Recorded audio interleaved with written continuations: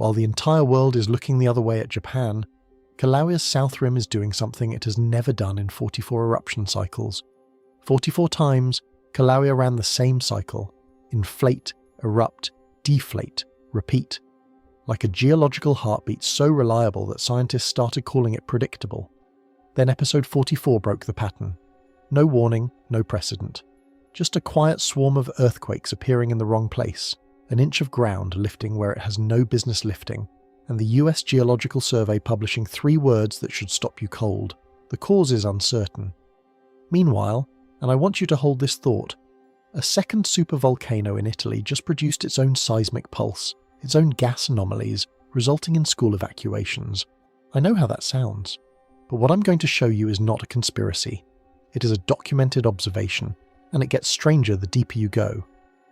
Before we begin, if you genuinely enjoy what we do here at Project Nightwatch, hit like and subscribe because this story has an active observation window running right now, and we are not leaving it. Drop a comment, tell me where you are watching from, and tell me this. The most sophisticated volcanic monitoring network on Earth is producing data that its own models cannot explain.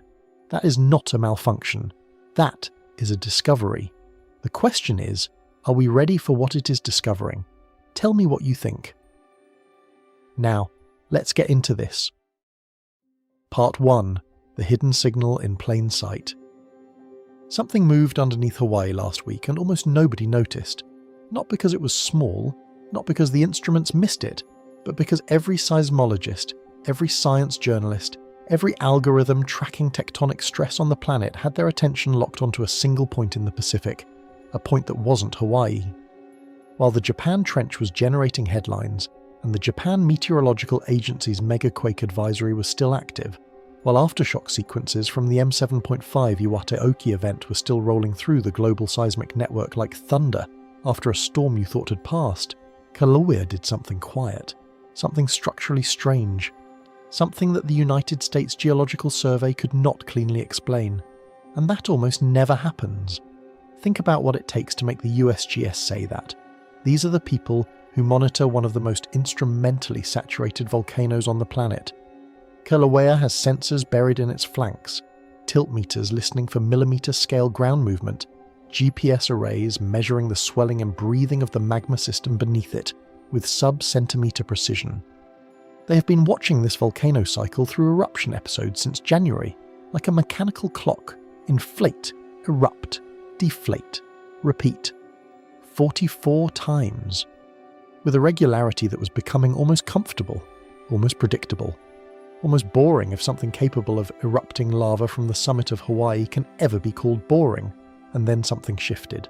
The USGS Hawaiian Volcano Observatory, HVO, the people who live and breathe Kilauea data, logged 15 shallow earthquakes. Magnitude 2 or below, so small that if they had happened under a city no one would have felt them. But location is everything in volcanology. Where a signal appears matters more than how loud it is. And these 15 earthquakes were not appearing in the right place. They were appearing roughly 1 mile beneath the south rim of Halemaumau crater, not beneath the main summit vents where the active eruption system is centred. Not aligned with the established geometry of the magma reservoir that has been feeding 44 eruption episodes in a row. They were displaced, shifted south, into the caldera margin, a region that in normal cycle behaviour is not supposed to be generating its own independent seismic signal at this depth and in this cluster pattern. You might be wondering why a cluster of tiny earthquakes a mile underground is worth talking about at all. So let me explain the problem. When a magma system is operating normally, when it is doing the thing it has been doing reliably for months, its seismic signals follow the geometry of the system. Pressure builds where the reservoir is. The ground moves where the plumbing dictates. Earthquakes appear along the fault structures and stress pathways that experience has mapped and catalogued. Everything is spatially coherent. Everything is where you expect it. What HVO was seeing was spatially incoherent. The earthquakes were appearing outside the expected mechanical envelope of the system, and they weren't alone. Simultaneous with the seismic swarm, ground deformation instruments detected uplift in the same south rim region. Not microradians, the tiny angular measurement units that volcanologists usually use to describe tilt changes. Inches. Actual vertical displacement of the ground surface, measurable in terms a non-scientist can visualize.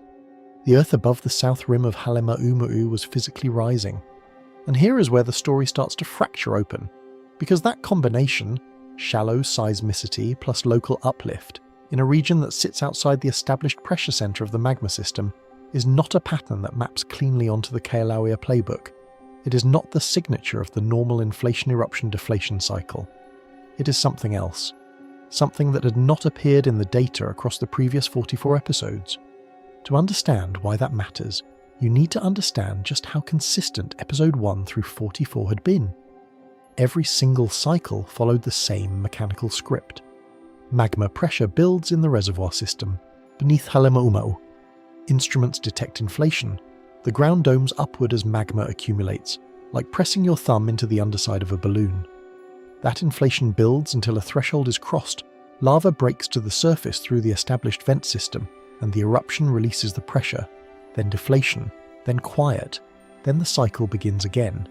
It is for a superheated system of molten rock operating miles beneath the surface, remarkably orderly. Episode 44 broke the script. It ended without reaching the full pressurization signature that the previous 43 episodes had consistently produced. The expected peak, the threshold inflation that signals imminent eruption, was not observed. The cycle terminated early, as if something had interrupted the pressure accumulation before it could complete, and precisely during the transition into the precursor window for episode 45, the South Rim anomaly appeared. 15 anomalous earthquakes, local ground uplift, outside the expected geometry, during an already anomalous cycle break. The system was behaving, for the first time in 44 cycles, as if it had more than one pressure center, and nobody could tell you why. That alone would be enough to raise an eyebrow. But the USGS did something that made volcanologists sit up straighter. They acknowledged it, in writing. They described the spatial anomaly, the deformation signal, the seismic cluster, and then they used a phrase that almost never appears in official monitoring communications about an active, well-instrumented volcano in the middle of an ongoing eruption sequence. The cause is uncertain. 3 words. But in the language of institutional science, those 3 words are not small. They are an alarm. Not the kind of alarm that means run for your life, but the kind of alarm that means the model is broken, and we need to be honest about that. The question is what exactly broke, and the answer to that question is what we're going to spend the next hour unpacking. Part 2, the sentence that changed the tone. When a government scientific agency publicly uses uncertainty language about an active volcano, there are only 2 possible interpretations. Either the instruments failed, which is the benign reading, or the system is doing something the instruments can see perfectly clearly, but cannot explain within the existing theoretical framework. Instrument failure at HVO is not the explanation here. The USGS Hawaiian Volcano Observatory operates one of the most comprehensive volcanic monitoring networks on Earth. Their seismometer arrays are calibrated, their GPS ground deformation stations are functioning, their tilt meters are online, the data is clean, the data is reliable. The data is telling them something, and what it is telling them does not match the predictive model they have been using to successfully forecast Kilauea's behaviour across 44 consecutive eruption episodes. That is not a data problem. That is a physics problem. Let me be very specific about what the HVO statement included, because the structure of that statement is itself informative. They acknowledged the seismic swarm, they acknowledged the ground deformation, they acknowledged the spatial displacement, the fact that the signals were appearing in the South Rim region rather than beneath the summit vents, and then, having acknowledged all of that, they declined to explain it, not because they lacked data, because the data they had was not fitting the interpretive framework they had available. In science, that moment, the moment when good data stops matching the good model, is not a failure. It is a discovery, the uncomfortable kind. Here is what makes the episode 44 break so significant. Every prior cycle had demonstrated a consistent pressurization behavior. Magma accumulates, pressure climbs. The system crosses a threshold, a mechanical tipping point where the pressure exceeds the structural resistance of the overlying rock, and the lava finds a path to the surface. That threshold appears in the deformation record as a characteristic inflation peak. Volcanologists at HVO could watch the tilt meters and GPS stations and say with reasonable confidence, we are at 70% of threshold, we are at 90%, eruption is imminent. Episode 44 did not reach that peak. The inflation curve flattened before it should have, and the eruption cycle ended. Incomplete, truncated, without the expected pressure release that 43 previous cycles had provided. That has implications. If the pressure was not fully released, where did it go? Did it stall in the reservoir? Did it migrate laterally? Did it redistribute into a secondary pathway that the monitoring network had not previously needed to track because it had never been activated? The South Rim anomaly emerging precisely as episode 44 ended and episode 45 began to form is not a coincidence that any serious volcanologist is ignoring. 3 interpretive families have opened up in response to this situation, and each of them tells a different story about what Kilauea is doing. The first is intrusion. Under this model, some portion of the magma that would normally have fed a complete eruption cycle instead migrated laterally, not upward toward the summit vents, but outward, sideways, into the shallow rock structure beneath the south rim of the caldera. This is not unprecedented at Kilauea. The volcano has a long history of lateral intrusion events, particularly into its east rift zone, and some of those intrusions have been followed by significant eruptions in unexpected locations. If the south rim signal is an intrusion, the question becomes whether it stalls there, dissipates slowly, or continues migrating. The second is hydrothermal overpressure. Under this model, the signal is not magma at all, it is water. Superheated water, pressurized by the geothermal heat of the underlying system, filling cracks and voids in the shallow rock structure and generating the kind of localized uplift and seismicity that looks, at the instrument level, like it could be either magmatic or hydrothermal. Hydrothermal systems can produce surprisingly dramatic ground deformation without any magma movement whatsoever. This model does not require magma migration, which makes it structurally simpler, but it also does not explain the coincident timing with the episode 44 break. The third is stress redistribution. Under this model, something external has shifted the tectonic stress field in the region, and the South Rim anomaly is a response, a stress transfer effect rather than an internal magmatic or hydrothermal event. This is the model that makes people look toward Japan, toward the M7.5 Iwateoki event, toward the possibility that the energy released in a major subduction zone earthquake on the other side of the Pacific could have perturbed stress fields in a volcanic system 6,000 miles away. That third model is also, among the 3, currently the weakest from a physics standpoint. The energy transfer mechanisms across that distance are not well supported by the existing literature, but it remains in the hypothesis space because the alternative, that 3 independent seismic and volcanic systems showed elevated anomalous behavior simultaneously due entirely to unrelated internal causes, is a coincidence that researchers are not yet comfortable simply accepting. The critical insight here is this: the USGS did not use uncertainty language because they don't have data. They used it because the data they have is telling them the system is doing something outside the calibrated predictive regime, something that their model, the model that worked perfectly for 44 cycles, is no longer adequate to describe.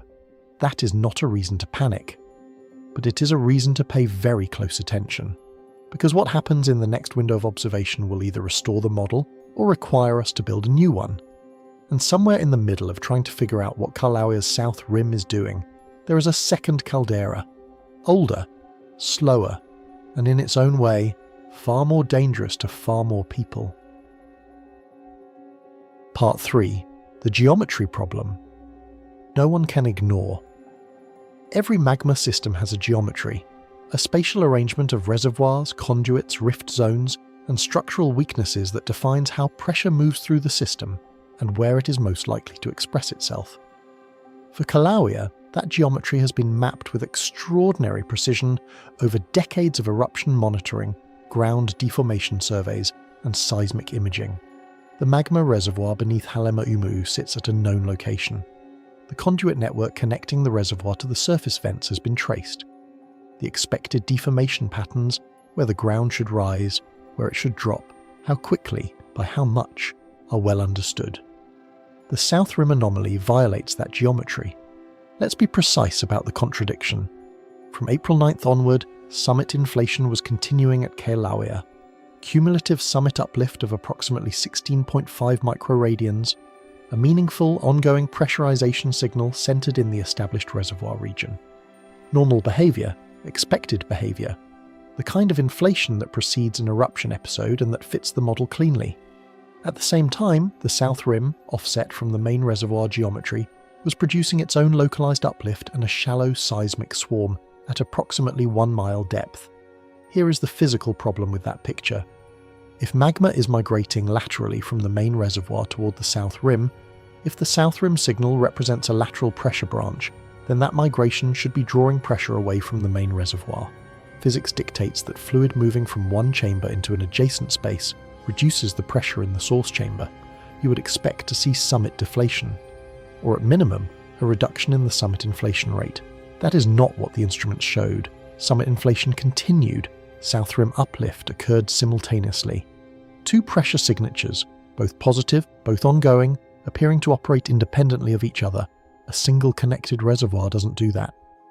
If Kilauea's magma system were a simple single chamber, you would see coordinated deformation, pressure builds uniformly, releases uniformly, and the ground moves in spatially coherent patterns across the whole system. What HVO was documenting was spatially incoherent. Two regions of the caldera showing positive deformation simultaneously, independently, without the cross-system coupling that a single reservoir would produce.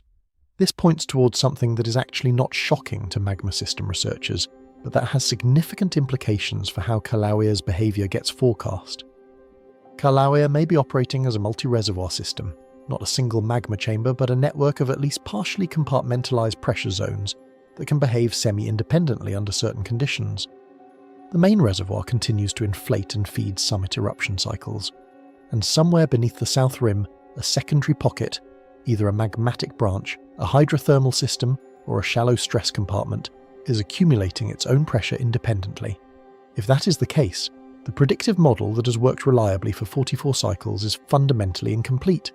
It has been successfully forecasting the behavior of the primary reservoir system, but it was not designed to track a secondary system that may have been dormant or below detection threshold, or simply not activated until now. There is a contextual note worth adding here, because it reinforces the complexity of the larger Hawaiian volcanic system.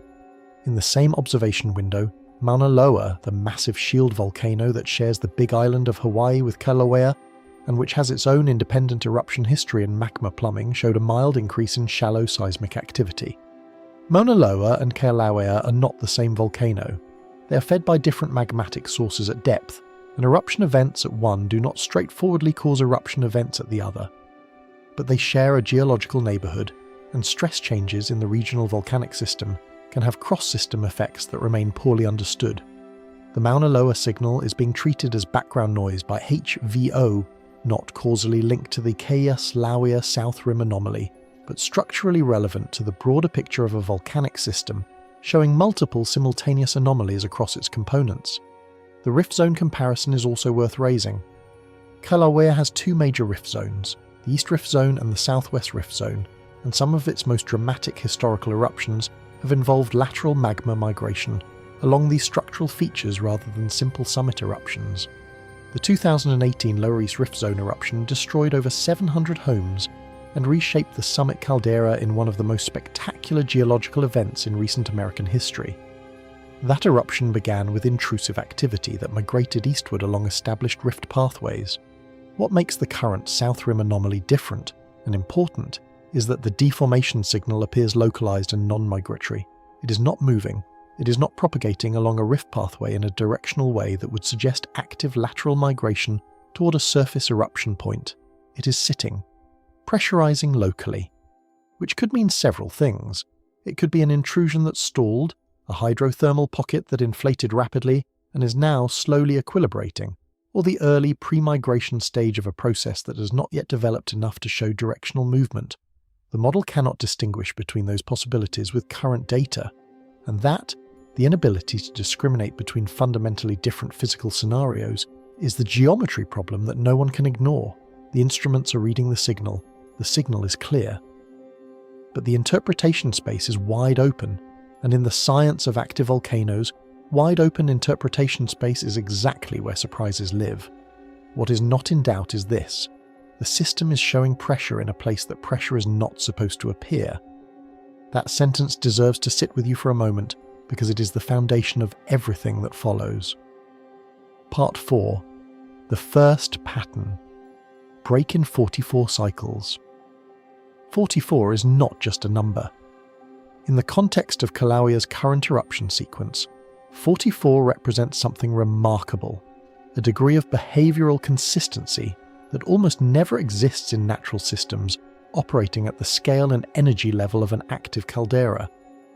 From January of this sequence onward, every eruption episode at Kilauea followed the same mechanical progression: inflation, the slow, measurable swelling of the ground above the magma reservoir as pressure accumulated; threshold crossing, the point where internal pressure overcame structural resistance and lava found its path to the surface; eruption, the effusive release of lava through the established vent system in the summit caldera; deflation, the rapid or gradual subsidence of the ground as the pressure reservoir emptied; quiet, then inflation again; inflation, threshold, eruption, deflation, 44 times, with variations in duration and intensity that fit within predictable statistical ranges. Variations that the HVO team could model, could bracket with confidence intervals, could use to issue eruption outlooks with a degree of reliability that made Kilauea feel almost paradoxically knowable. The thing about a reliable cycle is that it creates expectation. An expectation in science is both useful and dangerous. It is useful because it allows you to build predictive models that work in the normal operating regime. It is dangerous because it calibrates your instruments, metaphorically, the interpretive instruments in your head, to recognize the expected pattern and flag deviations from it. When a system is well behaved for long enough, anomalies become harder to recognize because they don't look the way anomalies are supposed to look. They look like noise. They look like measurement artifacts. They look like blips.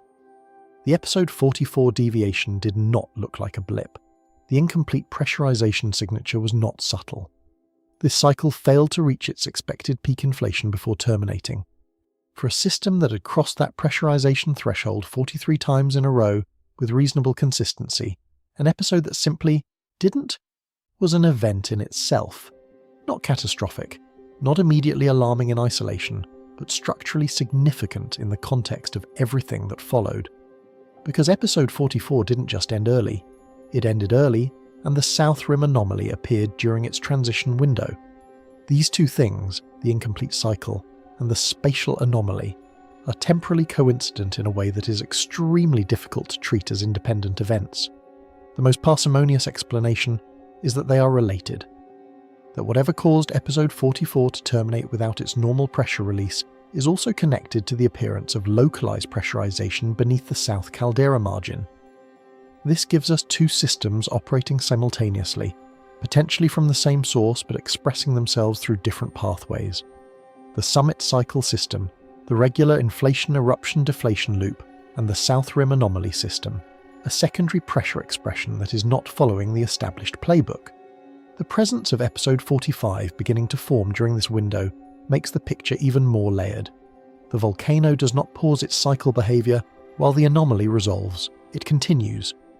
Inflation begins building again toward what will either be a normal episode 45 eruption or something structurally different.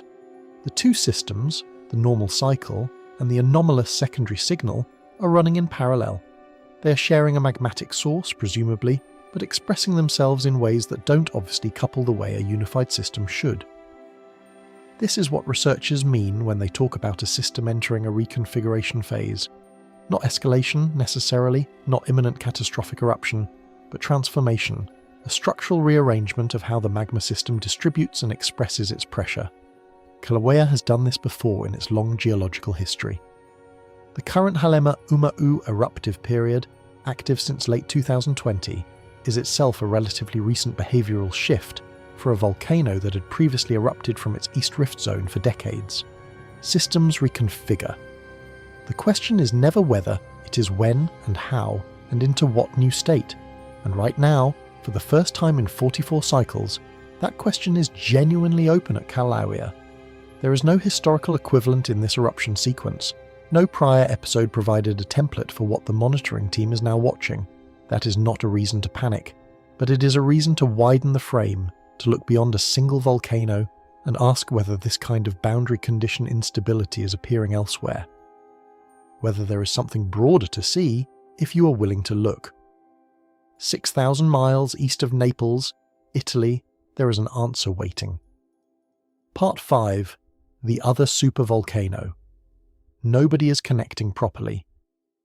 Let's be very precise about what we are and are not saying in this next section, because the temptation to connect two simultaneous anomalies into a single unified narrative is going to be enormous, and the science does not support that temptation. Campi Flegrei is not related to Casolauria. The two systems have no known physical coupling mechanism. They are on opposite sides of the planet, operating under entirely different tectonic regimes, fed by entirely different magmatic sources at depth, and exhibiting entirely different behavioural patterns on entirely different timescales. Whatever is happening at Calauria's south rim is not causing what is happening beneath Naples. That needs to be said clearly and early. But here is what is simultaneously true. Both systems are currently exhibiting what researchers call boundary condition instability. Both are operating at the edge of their modelled behavioural envelopes. Both are generating monitoring signals that do not fit cleanly into their respective predictive frameworks. And both are doing this at the same time without a known common cause. That is not a conspiracy. It is not evidence of a global catastrophe approaching on a coordinated schedule. It is, however, an observational fact that deserves honest attention, and honest attention means looking at each system on its own terms before asking whether there is anything meaningful in the overlap.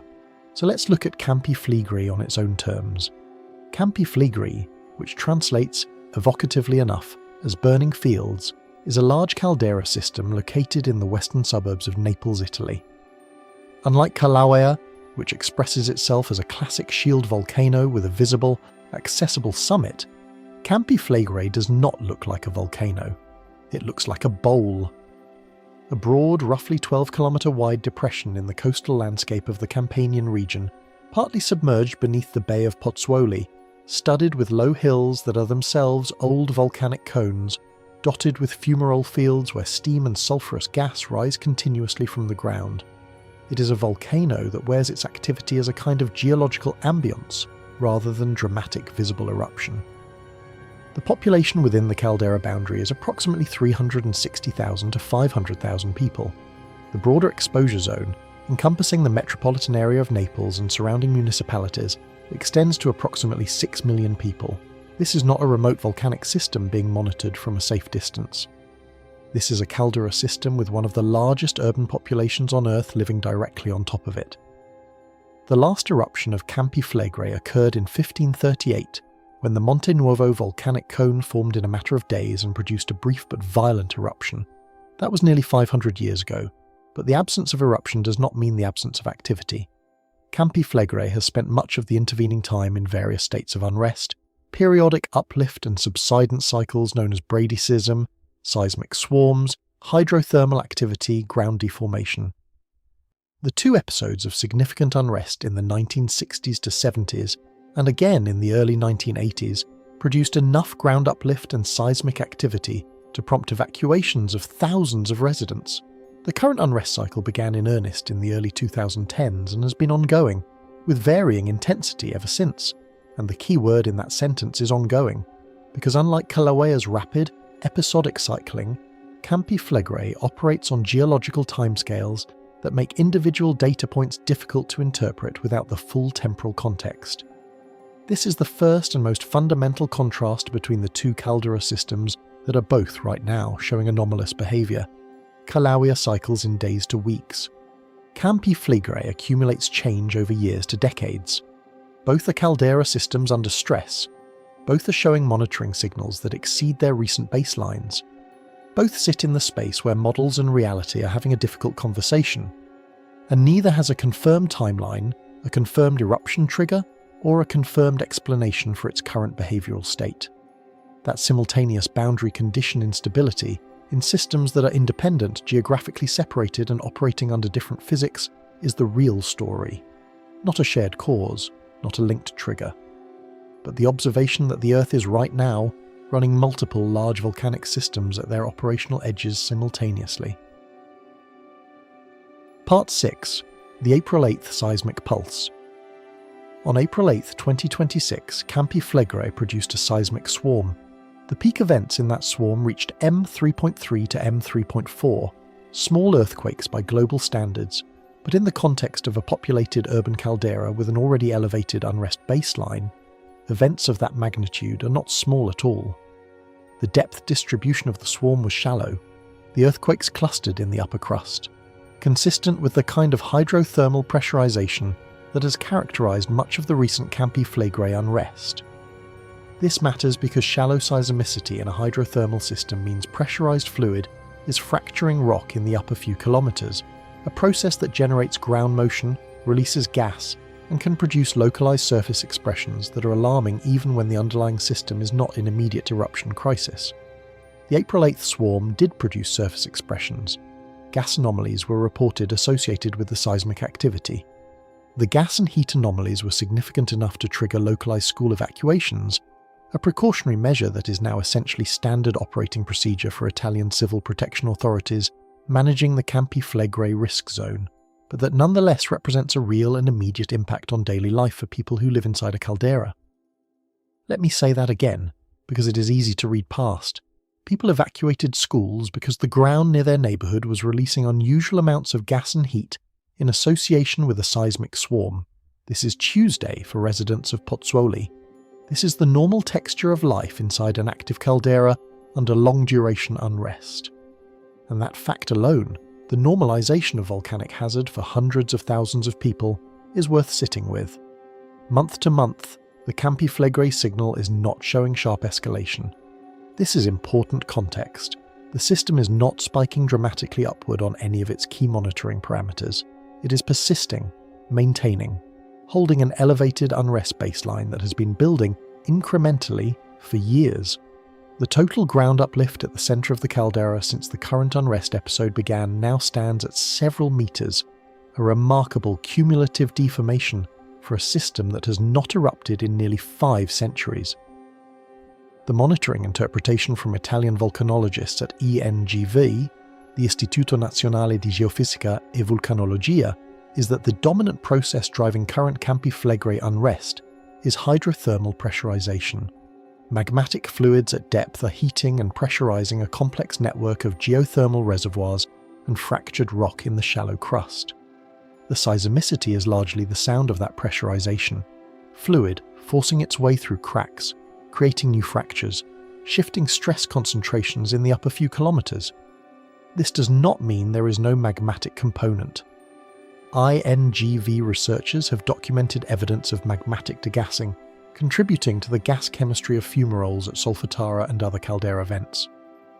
The debate in the volcanological community is not whether magma is present at depth, it almost certainly is, but whether the current unrest represents a system that is genuinely moving toward eruption conditions, or a system that is cycling through another period of elevated hydrothermal activity without progressing to magma ascent. That debate is unresolved, and here is where the parallel with Kilauea reconnects in a meaningful way. Both systems are sitting in an unresolved interpretive space. At Kilauea, the question is whether the South Rim anomaly represents magmatic intrusion, hydrothermal activity, or stress redistribution, and the instruments cannot currently discriminate cleanly. At Campi Flegrei, the question is whether the ongoing hydrothermal unrest represents a system trending toward eruption conditions, or a system recycling endogenous heat and gas without the magmatic escalation required for eruption, and the instruments cannot currently discriminate cleanly there either. 2 different systems, 2 different timescales, 2 different geographies. The same fundamental interpretive problem. The data is good, but the physics generating that data remains ambiguous between scenarios with very different outcomes. That ambiguity is what connects them. Not a shared cause, not a tectonic link, but a shared condition. Both systems are currently generating monitoring signals that exceed the model's explanatory capacity. Part 7. The real risk mode nobody talks about. Here is the thing about Campi Flegrei that most media coverage gets wrong. The scenario that keeps volcanologists up at night is not the big magmatic eruption. It is not the caldera-forming super-eruption that Campiflegrae is theoretically capable of in its most extreme geological behaviour. Those scenarios exist in the long-tail risk space. They are geologically real, they are not impossible on geological timescales, but they are not the plausible near-term hazard that drives the day-to-day monitoring and emergency planning work at INGV and Italian Civil Protection. The scenario that actually concerns researchers, the one that requires no magma reaching the surface, the one that can happen with relatively short warning, the one that the April 8th swarm is a reminder of, is hydrothermal failure. A hydrothermal system failure is exactly what it sounds like. Beneath Campiflegrae, there exists a complex network of geothermal reservoirs, superheated water-bearing rock formations, pressurized steam chambers, and fractured pathways connecting them. These systems are held in a kind of dynamic tension, the pressure of the hot fluids within them balanced against the structural integrity of the surrounding rock. When that balance breaks, when pressure exceeds rock strength locally, the result is a phreatic explosion. A phreatic explosion requires no magma at the surface. It requires only that a pressurized steam or hydrothermal pocket catastrophically ruptures. The energy release can be violent enough to hurl rock and debris significant distances, to destroy structures, to produce lethal impact zones. And the warning time before a phreatic explosion can be measured in minutes, rather than the hours or days that a magmatic eruption typically provides through its precursor signals. The 2017 Solfatara incident at Campiflegrae killed 3 members of a family who fell into an open hydrothermal vent area, a tragic event that dramatically illustrated the lethality of shallow geothermal systems even when no eruption is occurring or expected. Solfatara, one of Campiflegrae's most visited volcanic features, is a living, breathing reminder that the caldera's danger is not exclusively about magma. The structural vulnerability of the Campiflegrae system to this kind of hydrothermal failure is related to its geology. The rock beneath the caldera, particularly in the areas around Solfatara and Pisciarelli, is highly altered by long-duration exposure to volcanic gases and hydrothermal fluids. Acidic steam and sulfur compounds eat away at the mechanical integrity of the rock over decades and centuries, creating zones that are simultaneously heavily gas-saturated and structurally weakened. These are the zones where phreatic events are most likely to initiate. The monitoring challenge is that hydrothermal failure events do not always announce themselves clearly through the seismic and deformation monitoring networks designed to detect magmatic escalation. The precursor signals for a phreatic event can be subtle, localized, and very short in duration, meaning that a monitoring system optimized to detect months-long magmatic buildup may not capture the hours-long precursor window before a shallow hydrothermal rupture. INGV is aware of this. Italian Civil Protection is aware of this. The risk profile is understood, and the scientific consensus is that while hydrothermal failure events remain possible, particularly in the most altered, structurally weakened zones of the caldera, they are not considered imminent based on current monitoring.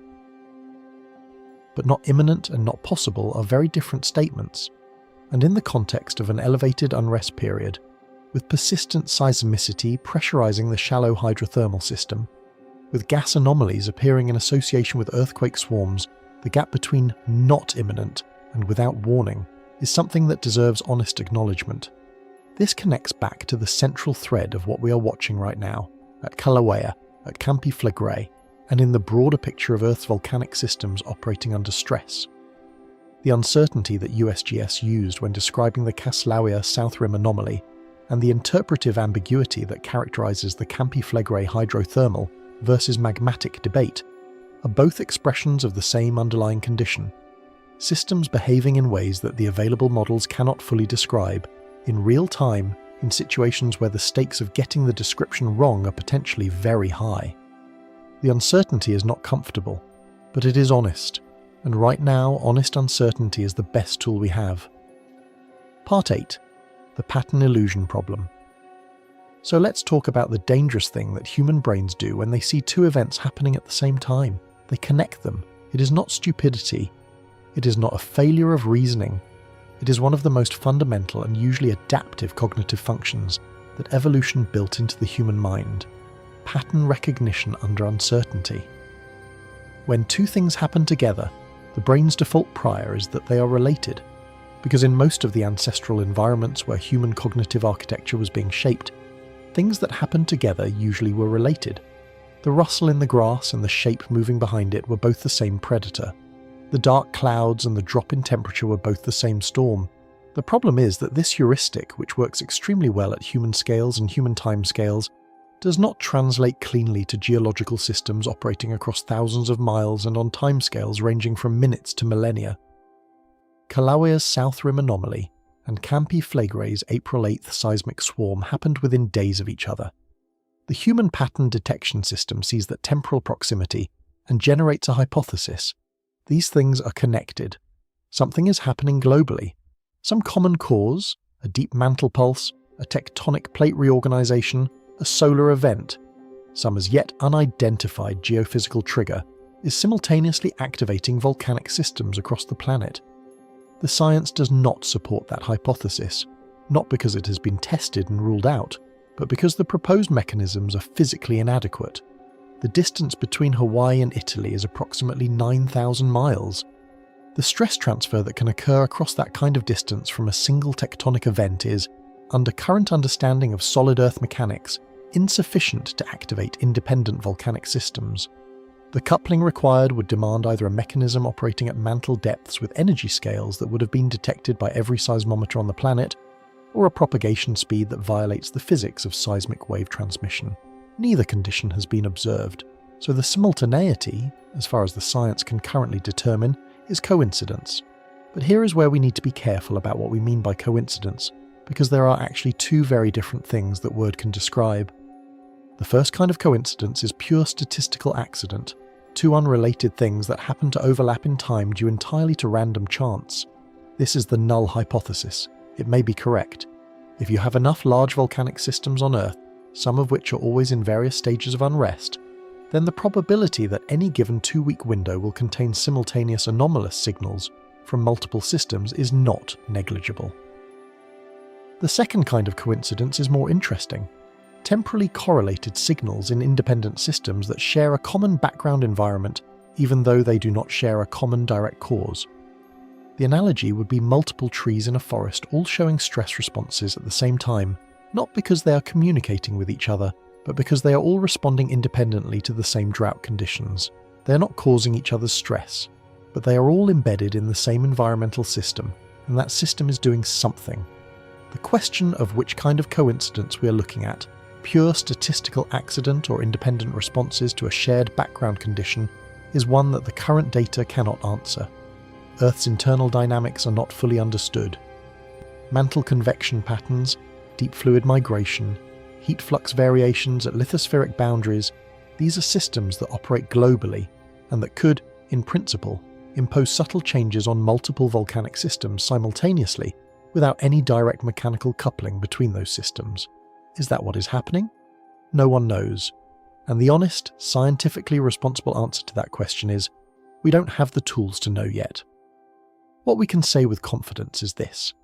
Right now, in the same observation window, two independent caldera systems, one in Hawaii, one in Italy, are both producing monitoring signals that exceed their recent baselines and that their respective modelling frameworks cannot fully explain. They are not linked.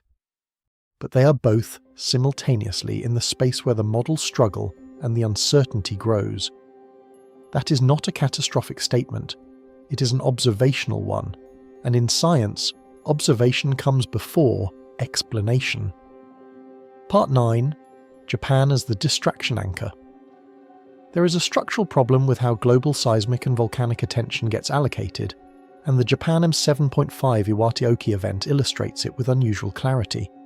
When a major earthquake occurs in a seismically prominent location, and Japan's proximity to the Tohoku megathrust zone, the site of the catastrophic 2011 M9.0 disaster, makes every significant Japanese seismological event a media event. It creates an attentional gravity well. Monitoring networks, science journalists, social media algorithms and public anxiety all orient toward the visible, the named, the ongoing. The JMA Megaquake Advisory, while appropriately calibrated to actual risk levels, creates a framing in which Japan is the active story and everything else is secondary. What this produces as a structural consequence is reduced visibility for volcanic and seismic anomalies occurring outside that attentional frame. Not because those anomalies are less important, but because attention is a finite resource and it had been fully allocated elsewhere. The Kilauea South Rim swarm was logged in HVO data. It was documented in official monitoring reports. It was discussed in volcanological circles, but it did not break through into broader public awareness during its initial observation window precisely because the attentional environment was saturated with Japan trench coverage. This is relevant to the central story we have been tracing, the story of multiple caldera systems simultaneously showing boundary condition instability, because it highlights the gap between what is being monitored and what is being noticed. The monitoring infrastructure is working, the instruments are running, the data is being recorded and analysed by skilled scientists who are doing their jobs correctly. But the translation of that monitoring data into public awareness is mediated by attention flows that are not scientifically optimised. The result is that genuinely significant volcanic anomalies can occur in the monitoring record and reach the public days or weeks later than they might have in a quieter news environment. And in a system where 72-hour observation windows matter, where the difference between a stalled intrusion and an advancing one can be decisive, that delay in public awareness is a structural vulnerability worth naming. Part 10. Cascadia, quietly activating.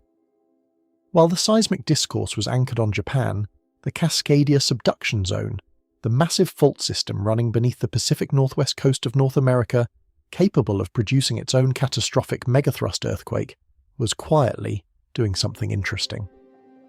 Slow-slip tremor activity in the Cascadia region was registering above baseline in the same observation window.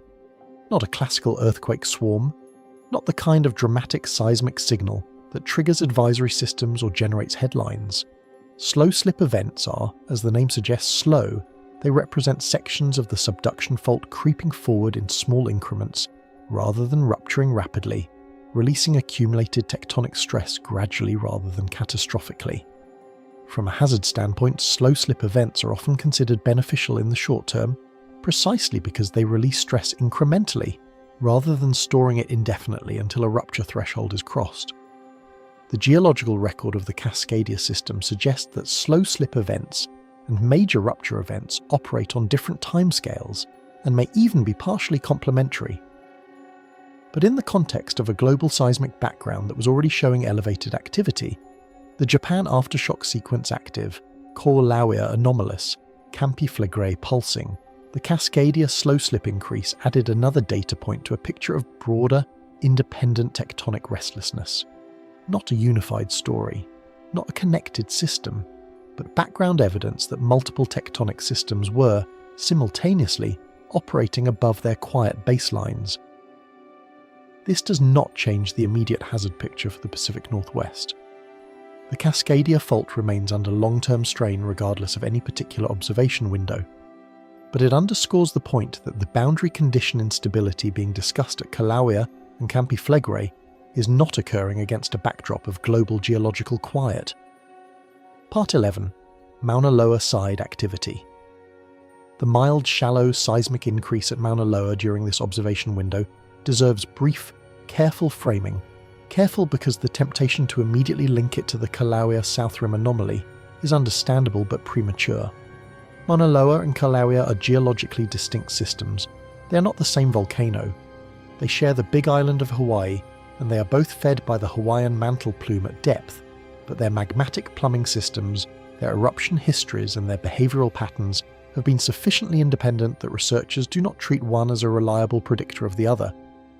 Kilauea's current active eruption sequence has occurred without triggering Mauna Loa. Mauna Loa's 2022 eruption, the first in nearly 4 decades, did not directly trigger Kilauea. That said, both systems exist within a shared regional tectonic and volcanic context. Stress changes in one part of the Big Island's volcanic complex can, in principle, affect the stress environment experienced by the other. The HVO monitoring network tracks both systems precisely because the relationship between them, while not a simple cause and effect coupling, is not zero either.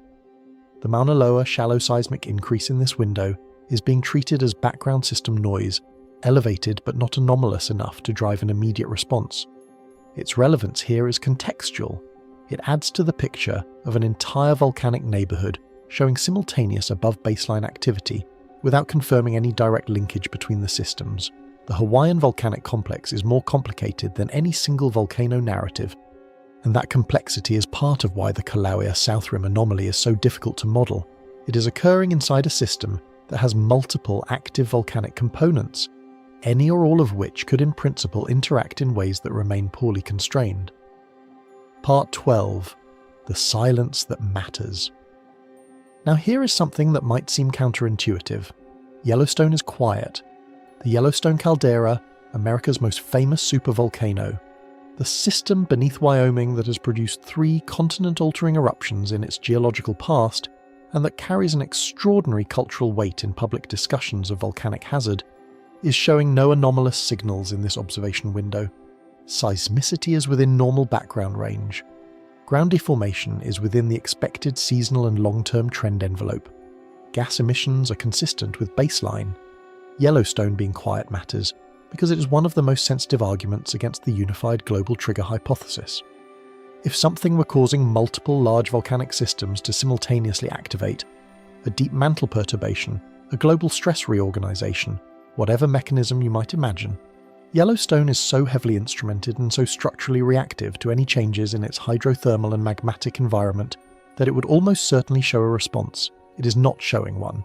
Similarly, solar activity in this period is low. There are no significant coronal mass ejections. The geomagnetic field is quiet. This eliminates the electromagnetic forcing hypotheses that occasionally circulate in fringe discussions of volcanic triggering, the idea that solar events can drive volcanic activity through ionospheric or magnetospheric coupling. Whatever is driving the Kilauea anomaly and the Campi Flegrei unrest, it is not coming from space this week.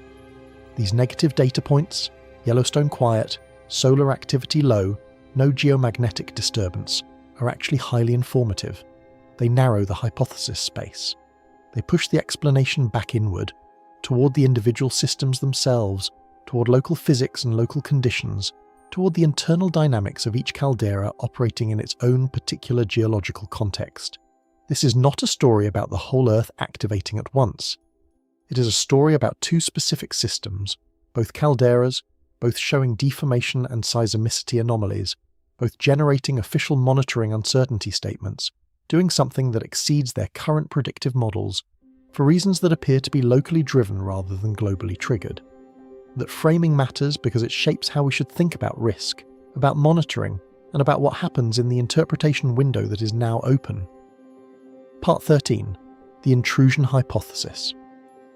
Of the 3 interpretive frameworks competing to explain the Kilauea South Rim anomaly, the intrusion hypothesis is the one that comes most naturally to a structural geologist looking at the data pattern. The hypothesis is straightforward in its basic form. Magma that would normally have fed a complete episode 44 eruption cycle instead migrated laterally, not upward, through the established conduit system toward the summit vents, but sideways into the shallow rock beneath the south caldera margin.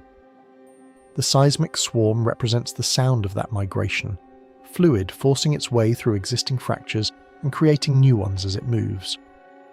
The localized ground uplift represents the mechanical consequence of that magma entering a new volume of rock, displacing and deforming the overlying material.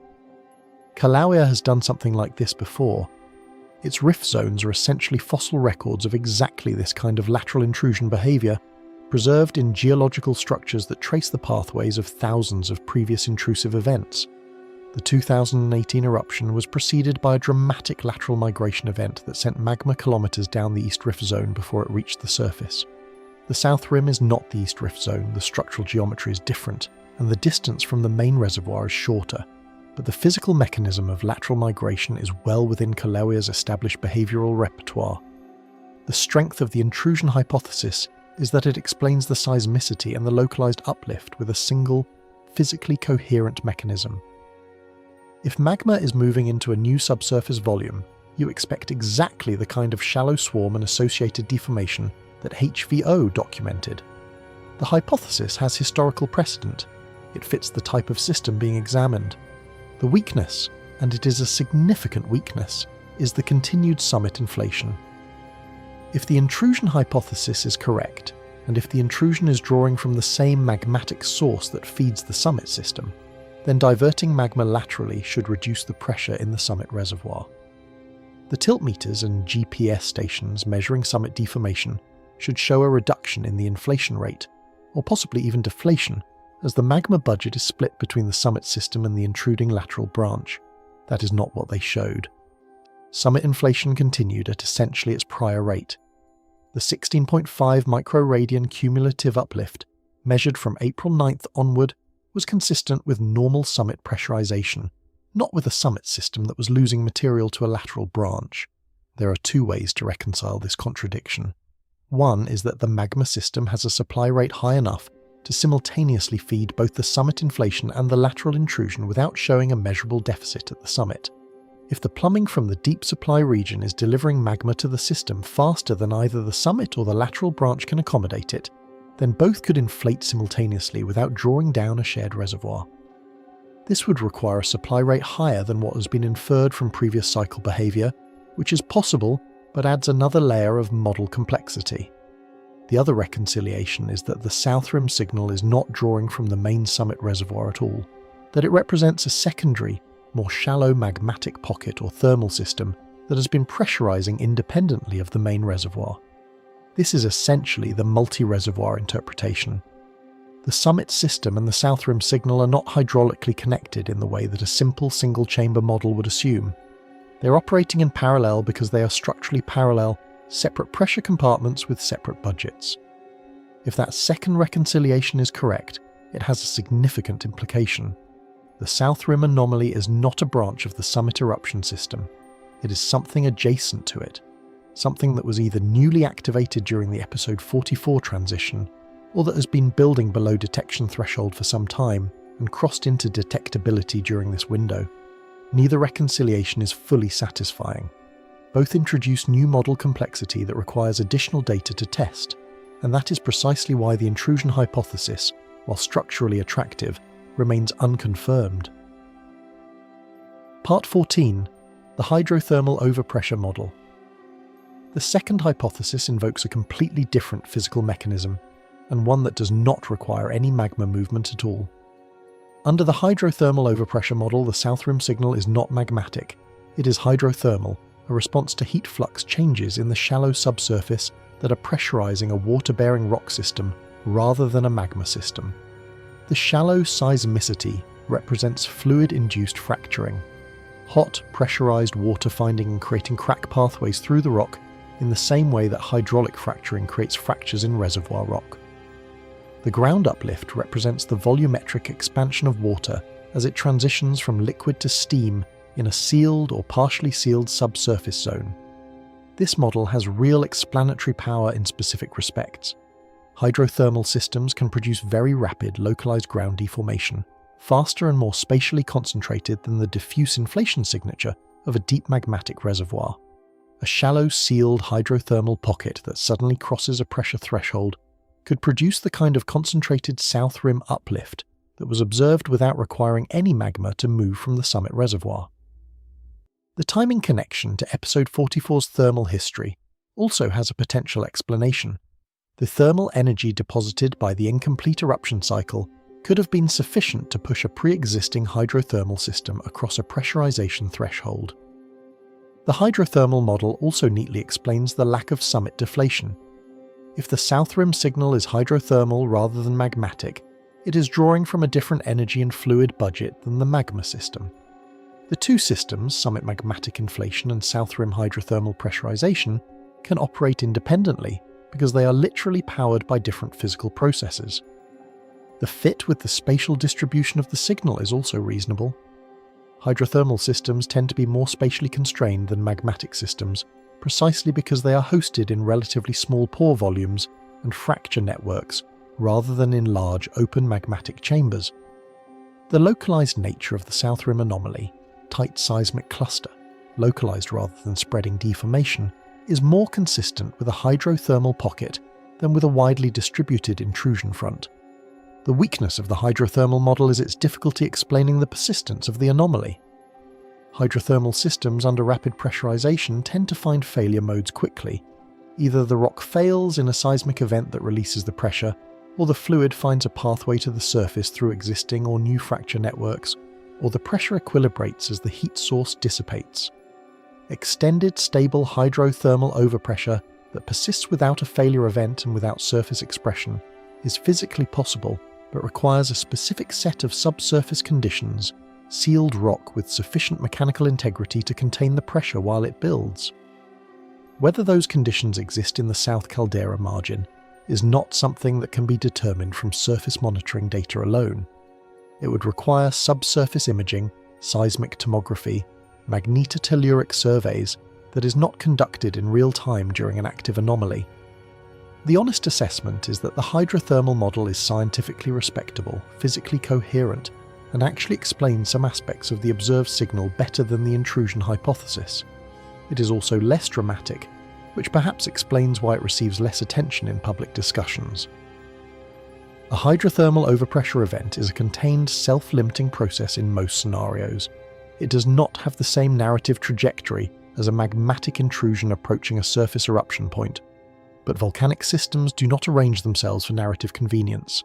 And right now, both the intrusion hypothesis and the hydrothermal model remain in active scientific consideration, with the available data insufficient to definitively favour one over the other. Part 15. The stress redistribution model. The third hypothesis is the one that makes the conversation most uncomfortable, because it is the one that reaches beyond Kilauea and asks whether external factors, specifically the Japan M7.5 aftershock sequence, could have contributed to the South Rim anomaly.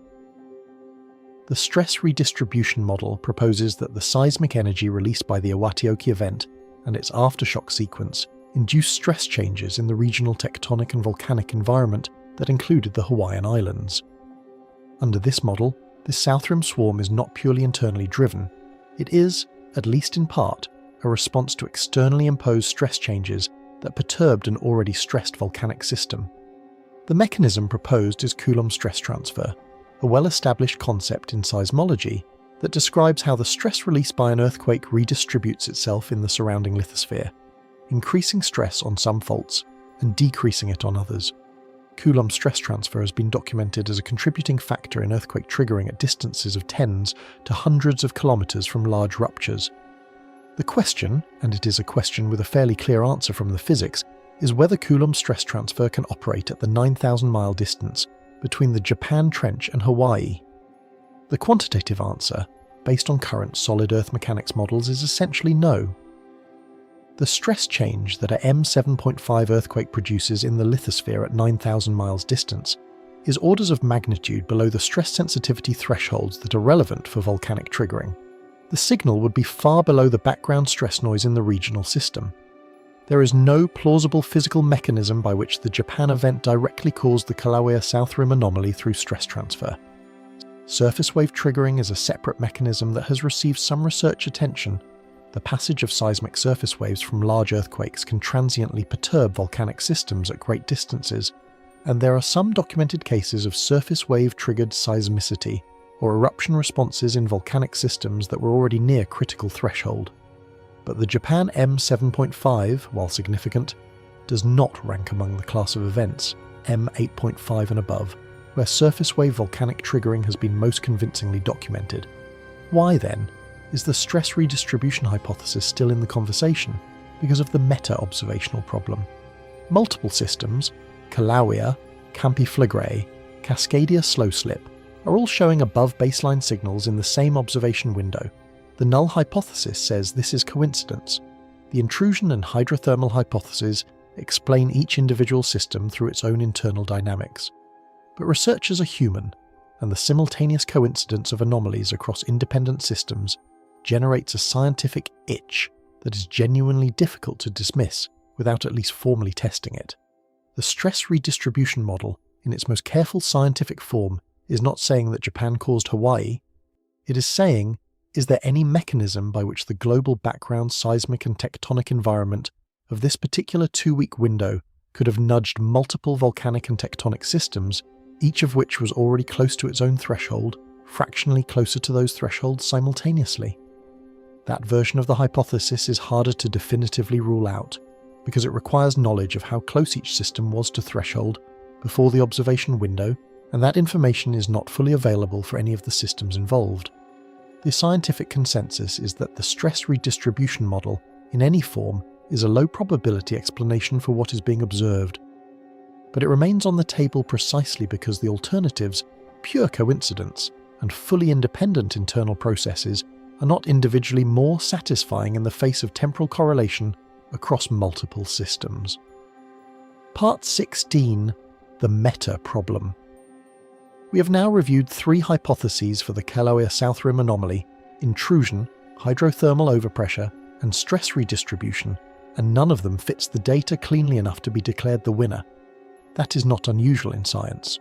Most active geological events resist clean explanation in real time, before the full picture has emerged and before retrospective analysis can assemble the evidence that was accumulating during the event.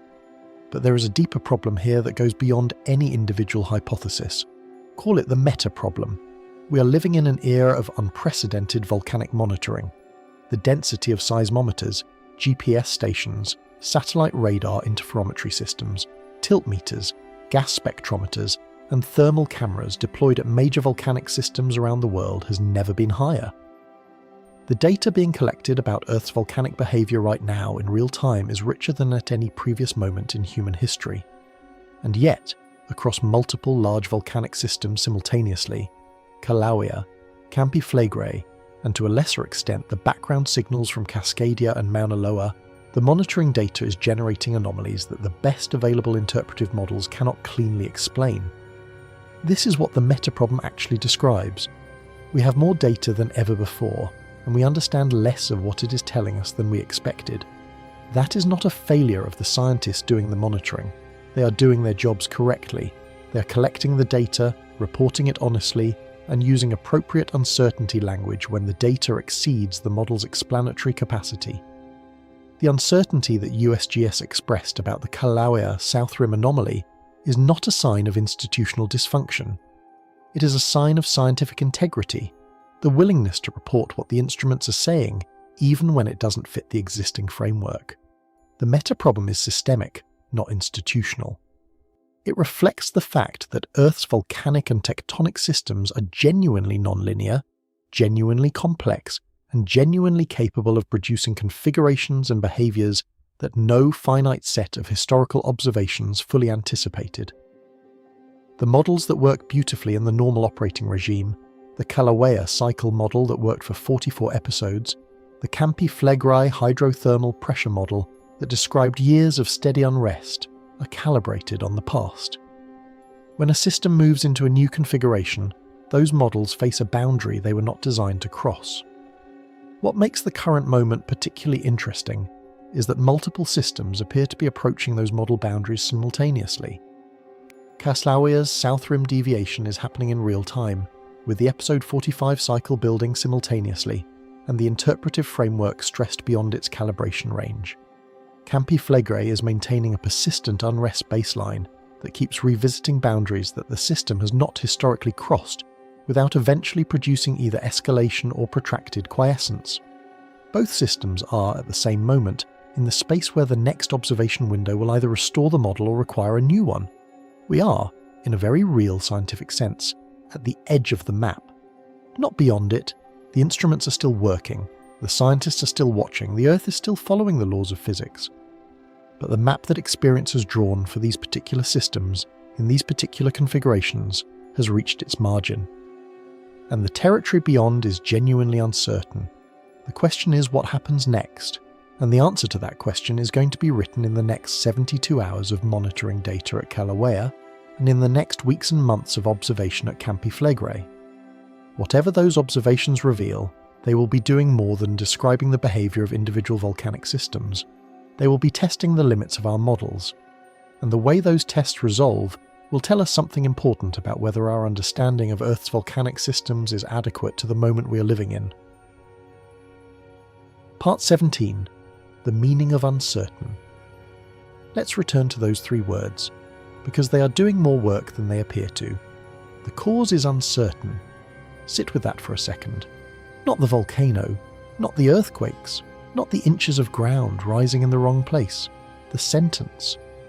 Because that sentence, coming from that specific institution, about that specific system, in that specific monitoring context, is the most information-dense thing published in this entire story.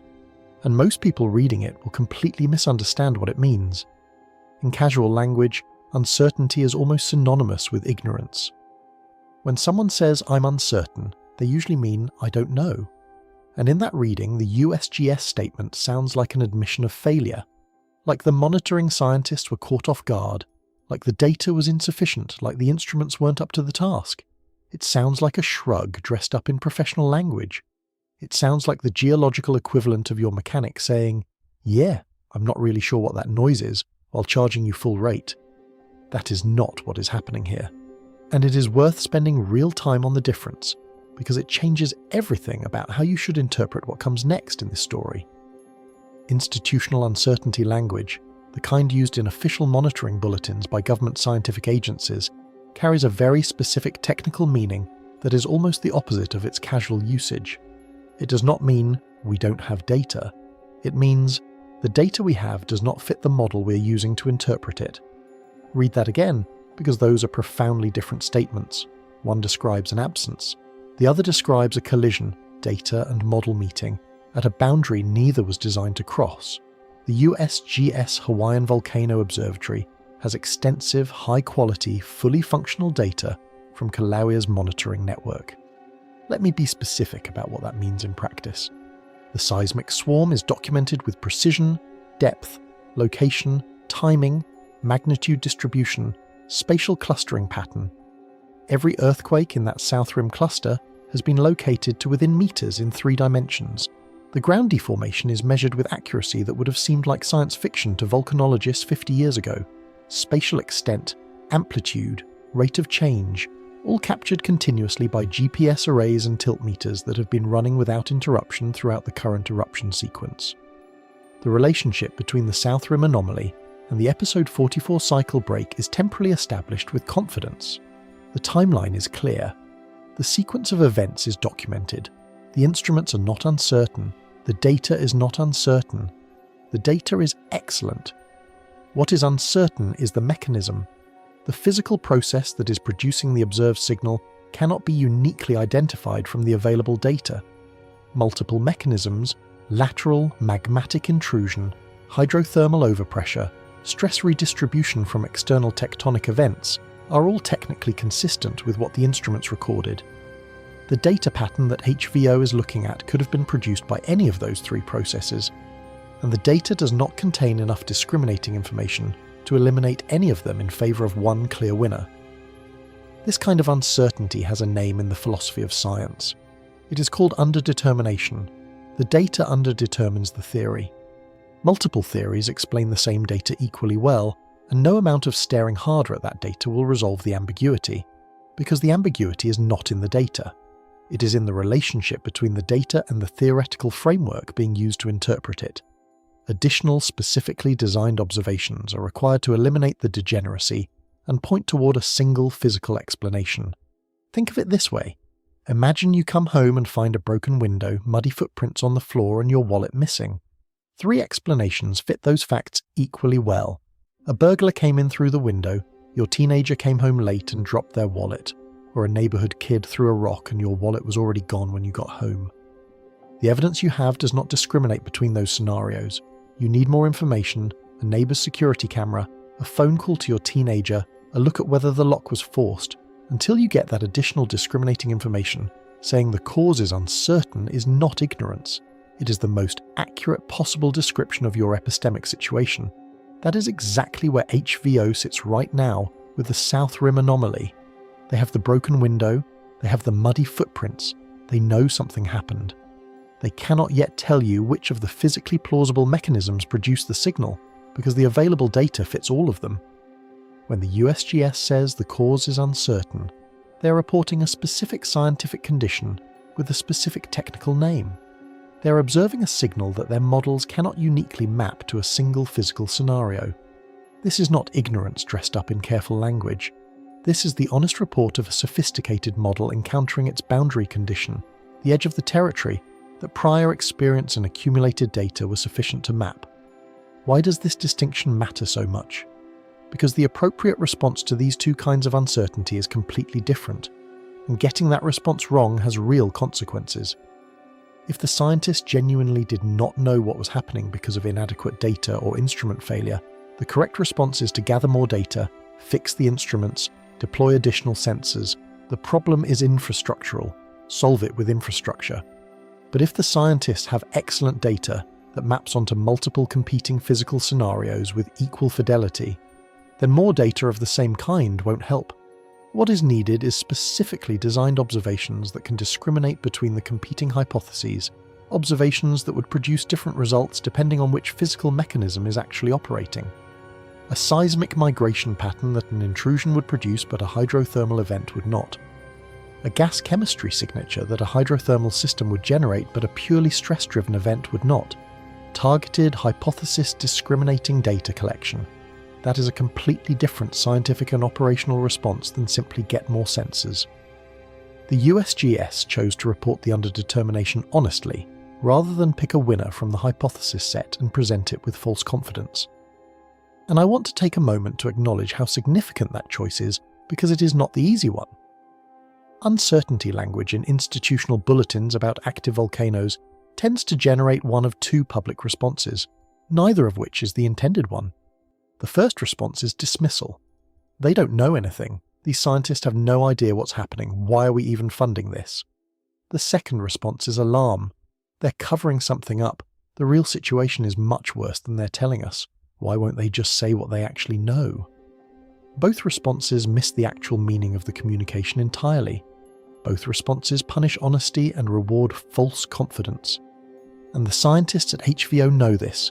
They have been communicating with the public about volcanic hazards for decades, and they understand the interpretive environment their words enter. They chose honesty anyway. They chose to report the underdetermination accurately rather than simplify it into a clean, confident, publicly digestible narrative that would have been wrong. That is not a small thing. That is scientific integrity, operating under real institutional and public communication pressure, and it deserves to be recognised as such rather than mistaken for incompetence. The boundary condition acknowledgement in that statement is, in its quiet institutional way, a remarkable thing to witness in real time. It means that a well-calibrated, well-instrumented monitoring system, one that successfully forecast the behavioural pattern of an active supervolcano through 44 consecutive eruption episodes, has encountered something that its accumulated experience cannot fully describe. Years of Kilauea cycle data, decades of Hawaiian volcanology, generations of scientific methodology, instrument development, model refinement. All of it brought to bear on a signal that is sitting in the data, fully visible, clearly real, and stubbornly refusing to resolve into a single clean explanation. And the scientist responsible for that monitoring system chose honesty over the appearance of certainty. In the current information environment, where the appearance of certainty is often valued more highly than actual accuracy, that choice is worth noting, worth respecting. Here is the other thing that statement tells us, and this is the part that connects back to the full picture we have been building. The fact that the model boundary has been reached, and reached in a way that required public acknowledgement from an institution that does not use uncertainty language casually, is itself a signal about the state of the system, not just about the South Rim, about the whole system, about whether the framework that has described Kilauea's behaviour successfully for months is still adequate to the system it is trying to describe, and it connects directly to what is simultaneously happening 6,000 miles away at Campi Flegrei, where INGV researchers are navigating their own version of exactly the same problem. Good data, functioning instruments, competing physical interpretations that the available data cannot discriminate between. Genuine uncertainty, the technical kind, the honest kind, about whether the system is trending toward a new configuration or cycling through familiar territory in an unfamiliar key. Whether the persistent unrest represents a slow march toward eruption conditions or a decades-long hydrothermal pressure cycle that will eventually subside without magma reaching the surface. Two calderas, two of the most sophisticated volcanic monitoring networks on Earth. Two scientific institutions publishing honest acknowledgements that their models are under stress. One observation window in which both of those acknowledgements appeared. That is not coincidence dismissible as background noise. That is a specific observational fact about the current state of our ability to understand Earth's most powerful geological systems, and it is the foundation for everything we're going to look at next. Part 18. The 72-hour resolution window. There is a specific observational window that matters enormously in volcanic monitoring, the 72-hour decision window following an anomalous signal. 72 hours is not an arbitrary number pulled from a textbook to sound precise. It represents roughly the duration over which the initial evolution of a volcanic intrusion or deformation anomaly will begin to distinguish itself behaviourally from the alternatives. Think of it as the window during which the system starts telling you which story it is actually telling. Before that window closes, you're looking at a signal that could mean several things. After it, the signal has usually begun to develop a character, a direction, a rate, a spatial pattern that starts eliminating some of the competing explanations and pointing toward others. In that 72-hour window, specific things happen that carry specific diagnostic weight. The signal either migrates or it doesn't. The seismicity either escalates or it declines. The ground deformation either continues building or it plateaus. Each of those binary outcomes points in a different interpretive direction, and watching which path the system chooses is one of the most powerful tools available to volcanologists who cannot drill a hole into the anomaly and look directly at what is happening 1 mile underground. Let's be specific about what each trajectory means, because the differences are not subtle. If the seismic cluster migrates, if the earthquakes that began beneath the South Rim start appearing progressively further from their original location, tracking a directional path away from the initiation point, that is a strong indicator of active fluid movement. Intrusions behave this way. As magma or hydrothermal fluid advances through rock, it creates new fractures at its leading edge. Those fractures generate earthquakes. The spatial progression of those earthquakes traces the path of the advancing front. A moving seismic cluster is the underground system writing its own map of where it is going, in real time, in a language that the surface instruments can read. If the seismic cluster stays put, if the earthquakes keep appearing in the same tight zone, centered on the same location, without any directional migration, that points toward a different scenario. A hydrothermal pocket that is simply inflating and equilibrating within a fixed volume of rock tends to produce stationary seismicity. The fracturing is occurring repeatedly in the same stressed zone, not advancing outward as a front. The system is pressurizing in place rather than moving. That is a meaningfully different physical situation, and it carries meaningfully different implications for what happens next. If the seismicity declines, if the cluster that appeared during the episode 44 transition simply fades over days, the earthquake rate dropping back toward background levels, the deformation signal stabilizing or partially reversing, that points toward a transient event. A brief hydrothermal pulse, a small intrusion that stalled and was absorbed, a stress perturbation that has now equilibrated. The system hiccuped, and the hiccup is passing. Each of those trajectories carries very different implications for what the HVO monitoring team needs to do next, for what the risk picture looks like for the Hawaiian Islands, and for which of the three competing hypotheses best describes the physical reality 1 mile beneath the south rim of Halemaumau. Now here is the part that makes the observational challenge genuinely complicated. The summit cycle system is not waiting politely for the south rim anomaly to resolve before proceeding with its own schedule. Volcanoes do not do that. They do not pause one process while you figure out another. The episode 45 precursor signals are building independently of whatever the south rim is doing. The summit inflation that has been accumulating since April 9th, that 16.5 microradian cumulative uplift, is heading toward the pressurization threshold that previous cycles have consistently reached before eruption. If the system follows the pattern established across 44 prior episodes, an eruption will occur on its own timeline regardless of what is unfolding a short distance away at the caldera margin.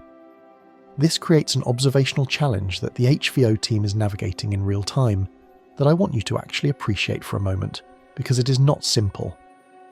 They are monitoring two pressure systems simultaneously, the summit cycle system and the south rim anomaly, that are potentially coupled but potentially independent. And they cannot yet determine which of those is true. If the two systems are coupled, if the south rim anomaly is drawing from the same magmatic budget as the summit reservoir, or if the south rim pressure is mechanically influencing the stress environment of the main conduit system, then the evolution of one system will directly affect the behaviour of the other.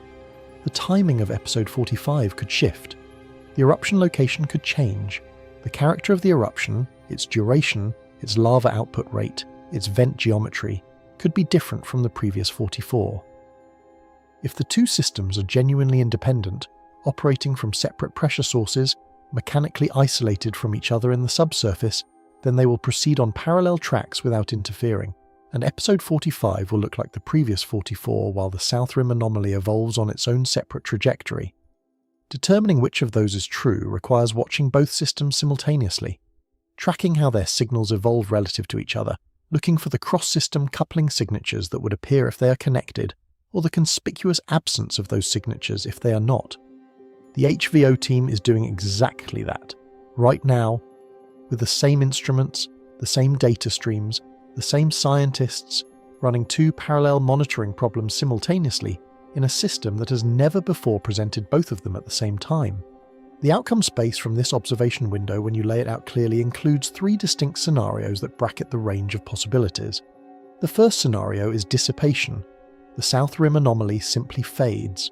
The seismicity rate declines over days, the ground uplift stabilizes or partially reverses, and the signal gradually disappears below the noise floor of the monitoring network. This outcome is consistent with the transient hydrothermal pulse, a brief self-limiting pressurization event that burned itself out without developing into anything structurally significant. It is also consistent with a small intrusion that stalled and was absorbed into the existing rock, its thermal and mechanical energy dissipating into the surrounding geology without driving further migration or surface expression. If this scenario unfolds, it largely restores the explanatory authority of the existing model. Episode 44 was anomalous, but the anomaly resolved. Episode 45 proceeds on its established timeline. The monitoring framework updates slightly but remains fundamentally intact. The second scenario is stabilization. The South Rim anomaly neither grows nor dissipates, it persists at an elevated level, maintaining a new background condition that is above the pre-anomaly baseline but that is not actively escalating. Seismicity continues at a moderate sustained rate. Ground deformation holds at a new, higher level, without either continuing to build or reversing. The system has, under this scenario, established a new pressure compartment, a secondary node in the magmatic or hydrothermal system that was not previously active and that now needs to be tracked as an ongoing variable. This outcome does not immediately drive toward an eruption event from the South Rim, but it permanently changes the monitoring picture for Kilauea, because there is now a second system to watch that was not there before. The model does not break, but it expands. A new term has been added to the equation. The third scenario is escalation. The anomaly grows. The seismic cluster migrates directionally, suggesting an advancing fluid front. The ground deformation continues building rather than plateauing, suggesting ongoing pressure input from depth that has not yet reached equilibrium. The signal intensifies and develops spatial coherence in a direction that suggests a specific destination. This trajectory would require an escalating monitoring response from HVO, and would represent the scenario most consistent with the intrusion hypothesis, a lateral migration event in progress, with implications for where and how pressure might eventually reach the surface. I want to be clear, none of those three scenarios is currently confirmed. The observation window is open, the system is still revealing itself. The data coming in over the next hours and days will begin pointing toward one of those outcomes, and the scientists watching that data will update their interpretations accordingly. That is how this is supposed to work. For Campiflegrei, the equivalent resolution window operates on a timescale that makes the Kilauea 72-hour window look like a sprint. The question in Naples is not what happens in the next 3 days. The system does not move that fast. The question is whether the current elevated unrest period, the persistent deformation, the April 8th seismic pulse, the gas anomalies and school evacuations represents a plateau at a new, higher baseline from which the system will eventually trend downward, or whether it represents a step in an escalating sequence that has not yet revealed its full trajectory. That question will not be answered in 72 hours. It will be answered over weeks to months through the slow accumulation of deformation measurements, seismicity records, and gas chemistry data that together build a picture of whether the system's energy budget is growing, stable, or declining. The specific monitoring indicators that INGV is watching most closely at Campi Flegrei are worth understanding because they are the instruments through which the system's intentions will eventually become legible. The rate of ground deformation, not the absolute amount of uplift which has been accumulating for years, but the current rate of change, is the first key signal. A deformation rate that is increasing suggests a system that is still receiving pressure input from depth. A rate that is holding steady suggests a system in dynamic equilibrium.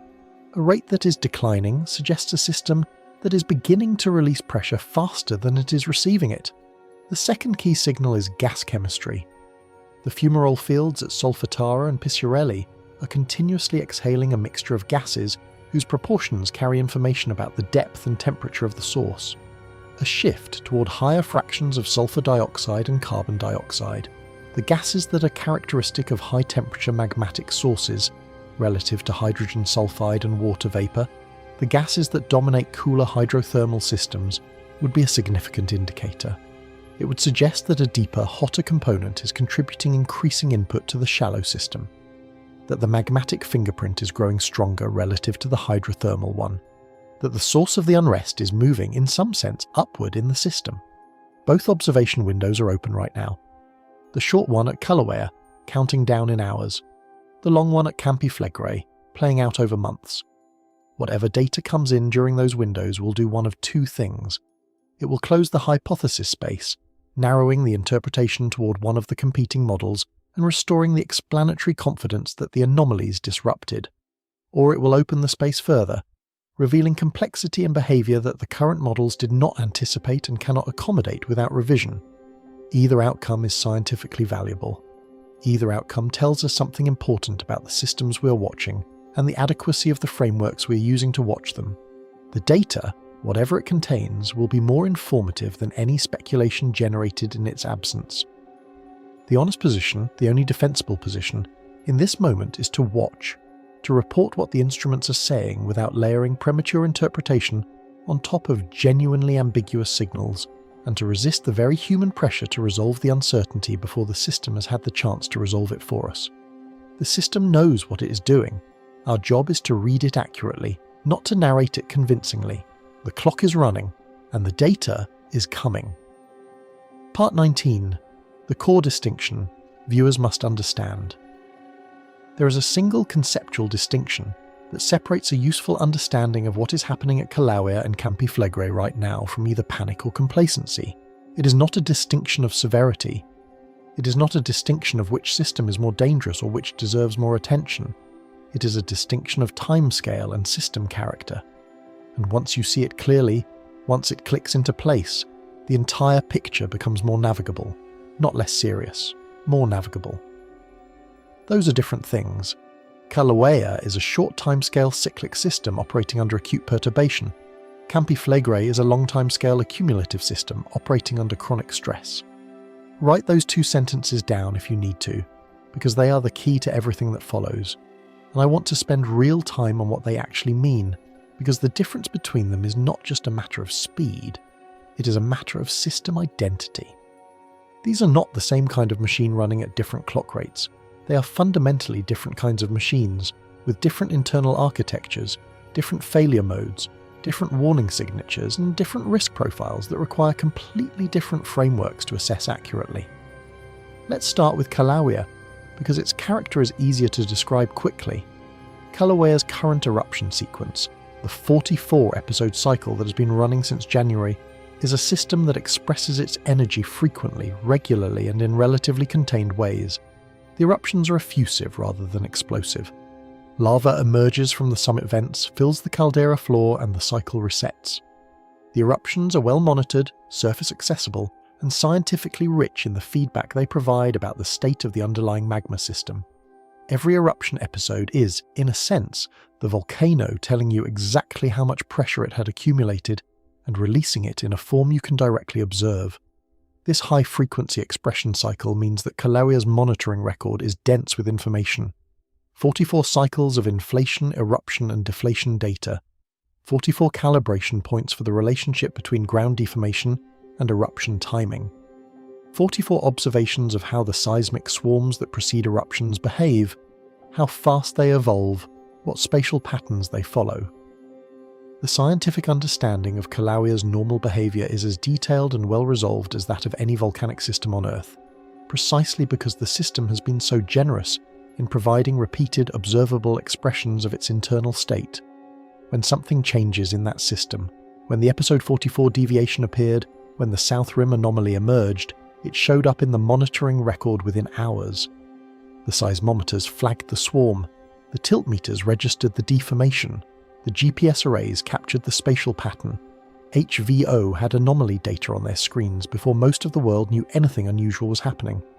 The response time of the system to perturbation is fast, and the monitoring response time matches it. This means something very specific and very important for how you should think about the Kilauea risk picture. The system is dangerous, active lava, ground deformation, possible intrusion events are not trivial hazards. But the system is also highly observable. It announces its intentions. Seismicity precedes surface activity. Deformation precedes seismicity escalation. Gas emission changes precede deformation shifts. There is a cascade of precursor signals, each preceding the next by a detectable interval, each providing an opportunity for monitoring networks to register the change and for emergency management systems to respond. The people who live near Kilauea, on the flanks of the Big Island, in the communities that were devastated in 2018 and that have been rebuilt and are now living again in the shadow of an active volcano, are in one of the best monitored, best warned volcanic environments on Earth. That does not make the hazard zero, but it means that whatever happens during episode 45 or in the resolution of the South Rim anomaly over the coming 72 hours and beyond, the HVO monitoring network will see it developing. The warning infrastructure is real. The institutional response capacity is real. The risk is managed, not eliminated, but genuinely managed in a way that reflects decades of scientific investment and operational experience. Now shift your frame entirely, because Campi Flegrei requires a completely different mental model. The timescale of pressure accumulation at Campi Flegrei is not days, it is not weeks, it is years to decades. The current unrest cycle has been building incrementally since the early 2010s. The cumulative ground uplift at the centre of the caldera, the total vertical displacement of the surface since the current episode began, is measured in meters, accumulated over years of slow, persistent pressurization. The system is not cycling rapidly through inflation and eruption the way Kilauea does. It is accumulating, slowly, patiently, in the way that geological systems accumulate energy, on timescales that make human attention spans feel like camera flashes. This creates a fundamental interpretive problem that has no clean solution. Any given snapshot of Campi Flegrei monitoring data, any single observation window, any particular week's worth of seismicity and deformation measurements cannot tell you where the system is in its pressurization cycle, because the cycle is too long to be fully visible in short windows. You're looking at one frame from a very long film and trying to determine whether you are in the opening act, the middle, or approaching the climax. The frame you're looking at does not contain that information. You need the full temporal context, the complete monitoring record stretching back years, the statistical comparison with how similar caldera systems have behaved at comparable stages of their unrest histories, to even begin to locate yourself on the trajectory. This creates a risk communication challenge that is genuinely different in kind from the Kilauea challenge. For Kilauea, the question is operationally specific. What happens in the next 72 hours? The answer will be legible in the monitoring data within days. For Campi Flegrei, the relevant question is far more difficult. Where is this system in a pressurization trajectory that may span decades? Is the current elevated unrest an early stage of a long build-up that still has years to run before approaching eruption conditions? Is it a middle stage of a process that is already significantly advanced? Is it a late stage, with the system closer to a critical threshold than any previous unrest episode has approached? That question cannot be answered from any single observation window. It requires assembling the full temporal record, comparing the current behavioural parameters against the historical pattern of how the system has evolved, and applying statistical models of how comparable caldera systems around the world have progressed through their unrest cycles. And even with all of that, with the full record and the best available models, the answer remains probabilistic rather than definitive. Because Campi Flegrei has only erupted once in nearly 500 years of modern observation, and the statistical sample size for its eruption behaviour is, to put it gently, limited. Here is what both systems share despite their profound differences in timescale and character. And this shared feature is the reason they deserve to be discussed together in the same analysis, even though they are geographically separated and mechanically independent. Both Kilauea and Campi Flegrei are nonlinear systems operating under sustained stress. And nonlinearity is the property that makes both of them, in their very different ways, genuinely difficult to forecast. Nonlinearity means that small changes in input can produce disproportionately large changes in output. It means that a system can appear stable, can be operating in what looks like a steady state, can be producing monitoring signals that fit within the expected range, can be behaving in ways that the models describe accurately, right up until it crosses a threshold, at which point its behaviour changes abruptly and dramatically, in ways that are not proportional to any incremental change in the inputs that drove it there. Think of a dam holding back a reservoir. For years, possibly decades, the dam holds. The water level rises incrementally. The pressure on the structure builds slowly. The monitoring instruments measure the stress in the concrete and report that it remains within acceptable parameters.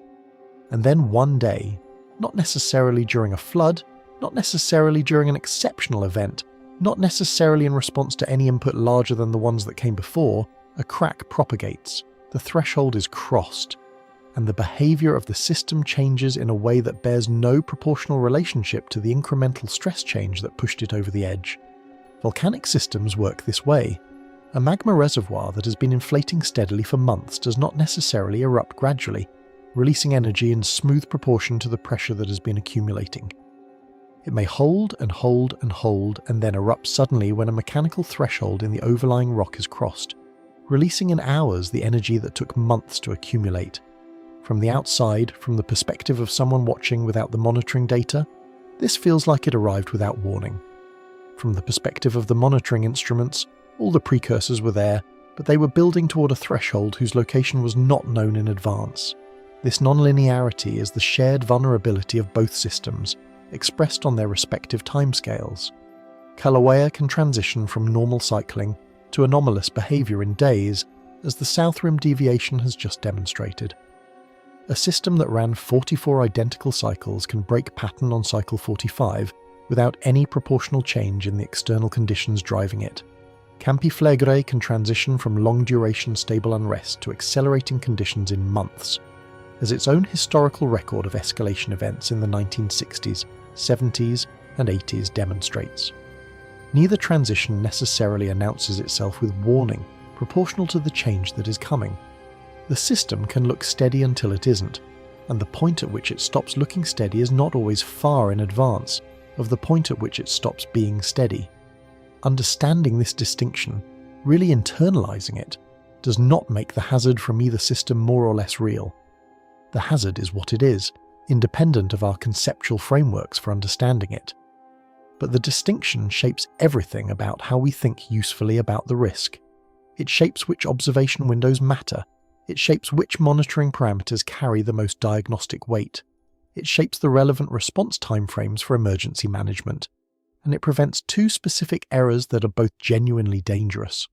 The first error is applying the Kilauea sense of urgency to Campi Flegrei, treating the Italian caldera as if its behaviour should resolve on a days to weeks timeline, becoming alarmed when it doesn't, or alternatively becoming complacent when a single quiet week passes without escalation.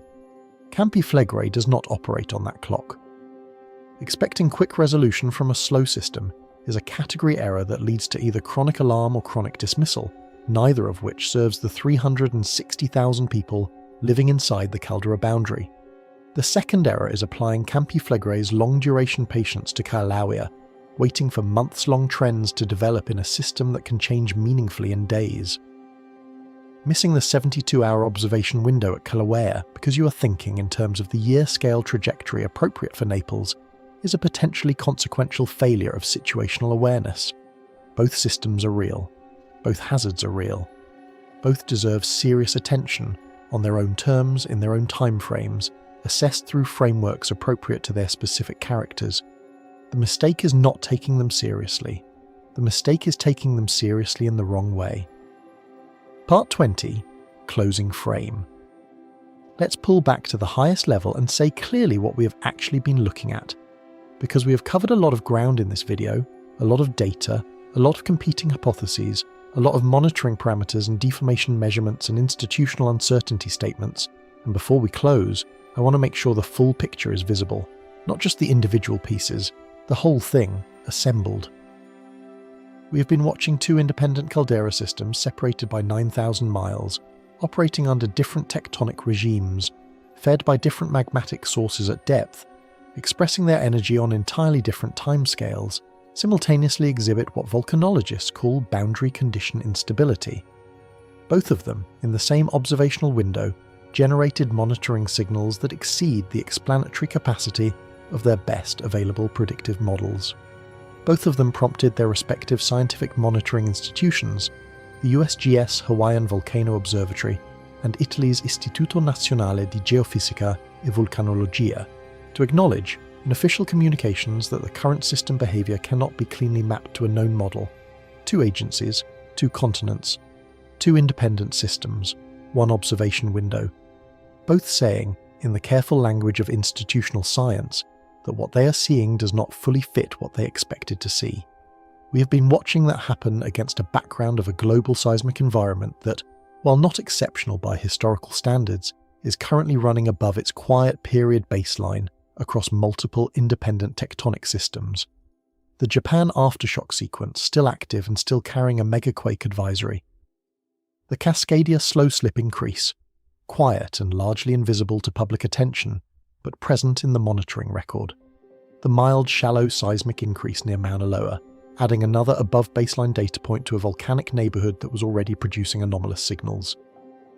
And we have been watching all of it happen while the most attentionally dominant seismic story in the world, the Japan Trench M7.5 and the JMA advisory, drew the focus of most public and institutional attention to a single geographic region, leaving the caldera anomalies in Hawaii and Italy to accumulate in the monitoring record with considerably less visibility than their scientific significance arguably warrants. The attention economy of global seismic discourse has a gravity well problem. When one large, photogenic, historically resonant event dominates the frame, everything else becomes background. And some of what became background this week was not background, it was signal, now. Before we go any further, I need to say something directly and clearly, because this kind of content exists in an information environment where the distance between scientifically notable and globally catastrophic gets collapsed constantly, and I am not going to do that to you. There is no global catastrophe in this picture. There is no unified trigger connecting these systems. There is no super eruption building at Yellowstone, no megaquake in the final stages of its preparation at Cascadia, no coordinated geological event about to reshape the planet's surface on a timeline that should drive anyone to make dramatic life decisions. The evidence does not support those conclusions. It does not approach those conclusions.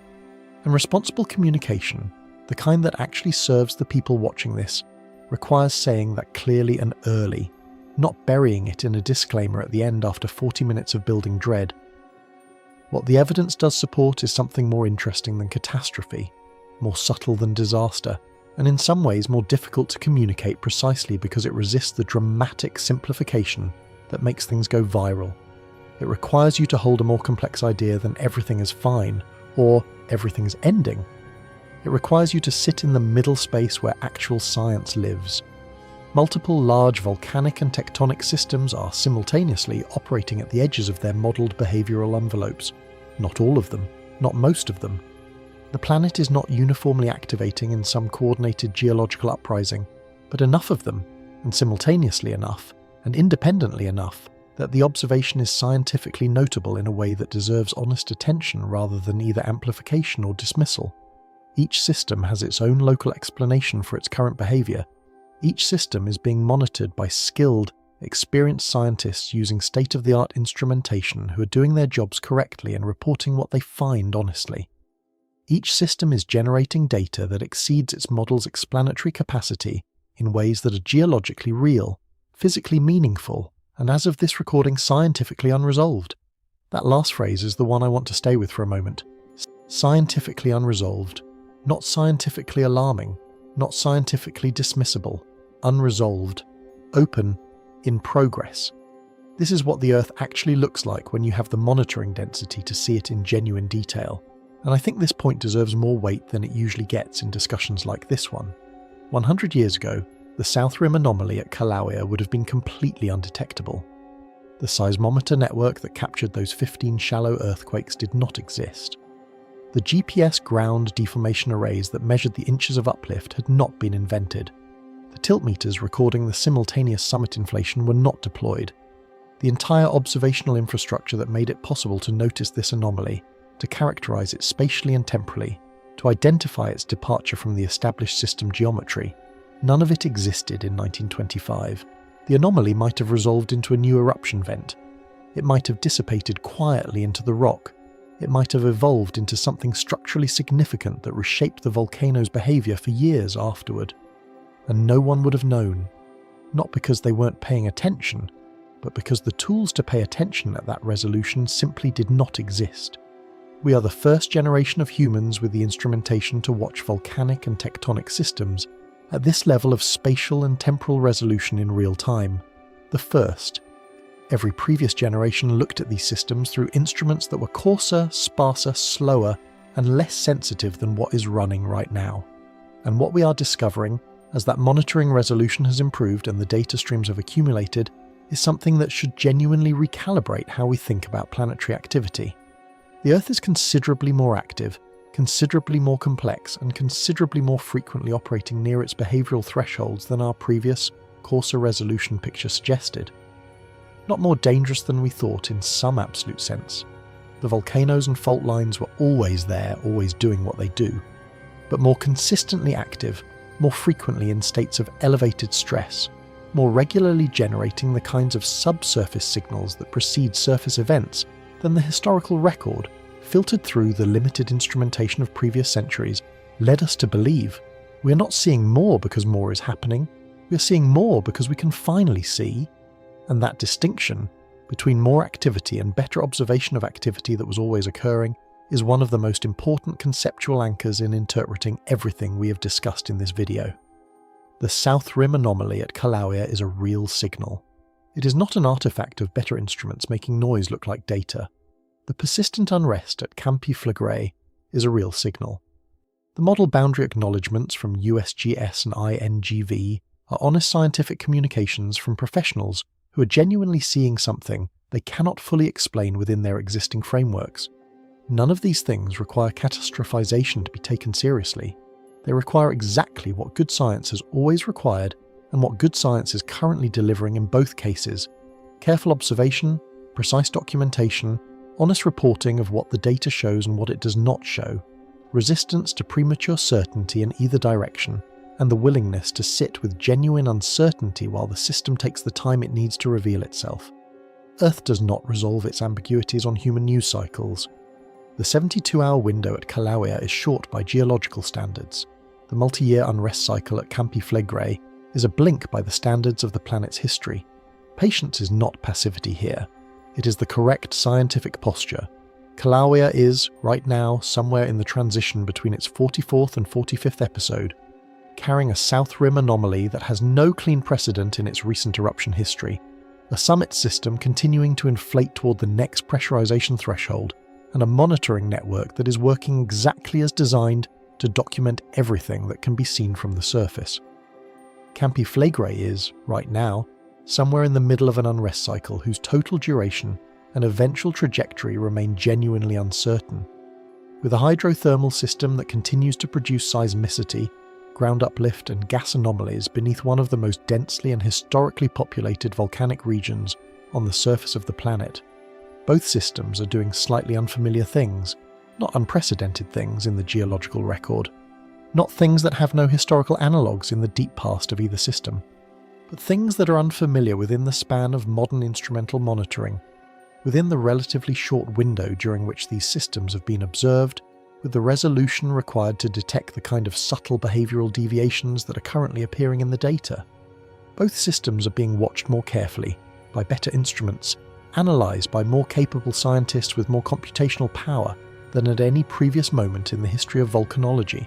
If there is a silver lining to the uncertainty, that is it. We are not watching blind. We are watching with the best eyes humanity has ever had for this particular kind of looking. And here, right here, in this space between the data and the explanation, is where the truly unsettling part lives. Not in the volcanoes, not in the individual signals or swarms, or the inches of ground rising in places where ground was not supposed to rise. The unsettling part is the recognition that the tools we built to understand these systems were built on an assumption. The assumption that the systems would, in their essential behaviour, resemble the systems we had already observed, that the past was an adequate guide to the present, that a model calibrated on 44 cycles would remain valid on cycle 45, that a framework developed during a period of moderate campiflegre unrest would remain adequate as the unrest crossed into territory without close modern precedent. When systems start doing slightly unfamiliar things, those assumptions begin to show their edges. Not break, begin to show their edges. There is a difference. The models are not wrong. They are reaching the boundaries of the territory they were designed to describe. We are not standing at the edge of a global volcanic catastrophe. That sentence is true and I want it to land clearly. But we are standing at a genuinely interesting moment. A moment where the monitoring infrastructure that humanity has built over the last century is generating data faster than the interpretive frameworks built alongside it can fully process. Where multiple independent systems are simultaneously generating signals that their respective models cannot resolve into single clean explanations. Where the honest answer to what is causing this is, in multiple independent scientific contexts, simultaneously, we're not certain. That honest uncertainty, coming from the right institutions for the right scientific reasons about the right systems in the right language, is itself a kind of signal, not a signal of doom, not a signal of imminent catastrophe, a signal of discovery, of a planet doing what planets do, on timescales and through processes and in configurations that the relatively brief span of human scientific history has not yet fully mapped. A signal that the Earth is, still, considerably larger than our models of it, more complex, more layered, more capable of producing configurations that the best available science looks at and says, carefully and honestly, we have not seen quite this before. Whatever happens in the next 72 hours at Kilauea, and in the next weeks and months at Campiflegre, and in whatever observation windows follow as both systems continue to evolve, the data will keep coming in, the instruments will keep running, the scientists will keep watching and reporting and updating their interpretations as the picture develops. And somewhere in the gap between what the instruments can see and what the models can currently explain, the next chapter of our understanding of this planet is being written, in real time, right now, by the Earth itself in the only language it has ever spoken. The danger isn't that Earth is doing one big thing, it's that multiple systems are doing slightly unfamiliar things at once, and we're only just developing the tools to notice the pattern.